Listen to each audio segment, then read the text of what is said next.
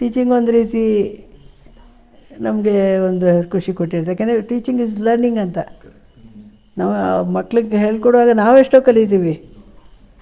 ಇದು ನಾವೆಷ್ಟೋ ಯೋಚನೆ ಮಾಡಿಲ್ಲ, ನಾವು ಹಾಡುವಾಗ ಅದನ್ನು ಯೋಚನೆ ಮಾಡಿರಲ್ಲ.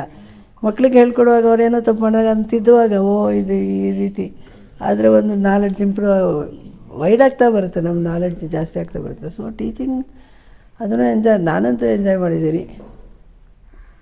ಮತ್ತು ಈಗಲೂ ಮಾಡ್ತೀನಿ ಟೀಚಿಂಗಲ್ಲಿ. ಒಂಥರ ಮಕ್ಕಳು ಸಣ್ಣ ಸಣ್ಣ ತಪ್ಪುಗಳನ್ನು ಆದಷ್ಟು ತಪ್ಪು ಹೇಳಿ, ತುಂಬ ಒಟ್ಟಿಗೆ ಎಲ್ಲನೂ ಹೇಳಲ್ಲ.